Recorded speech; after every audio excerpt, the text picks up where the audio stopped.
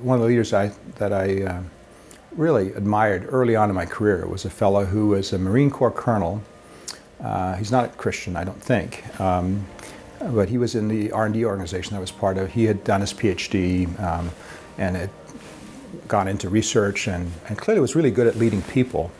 But what I admired about him was, and this may sound a bit odd, he really didn't want to be a manager. And he sort of held the leadership that he was given lightly. There wasn't this sense of, well, I'm really good at this and I'm going to show you how good I am, or I really want to aspire to, go up the corporate ladder. But he really seemed to care about the people that he was leading. He was good at it. He knew how to lead people well. And he sort of held it lightly. And I still remember the first staff meeting where he was announced as being the leader of this group. And he said, I really didn't want this job. That's sort of how he opened the conversation.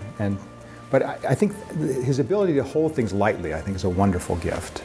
So that's one in the context of business leadership. The second one, Max Dupree, who served, I had the privilege of serving on the board with him, in board leadership. And Max's ability, I think, for me, that I admire so greatly, is his ability to ask questions.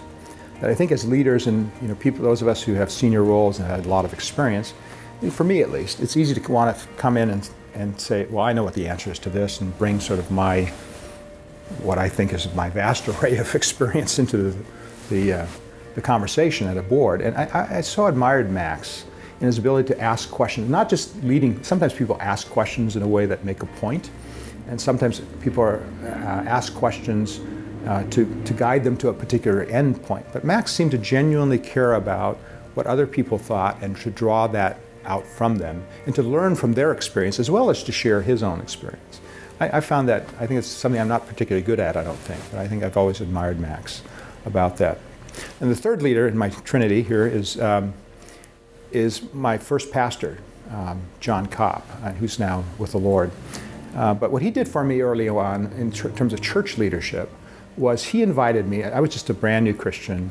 He invited me into a Saturday night prayer group with he had a couple elders who prayed with him about the church and Sunday services and so on. And I had it was what did I know? I didn't know anything, and I don't know why exactly he invited me even, but what it did for me was gave me a chance to see the church from the inside and to be invited into the life of a mature Christian in terms of how they thought about praying for and engaging their work. And John did, and it wasn't, we didn't just talk about spiritual things, we talked about mundane things of what was going on in the church and people who were struggling with various issues. And I was just sort of invited into that, and then to pray all of that before God and to take that before God in prayer. And I think that integration of prayer and faith, I think, and work in terms of the context of the church was something I've never forgotten.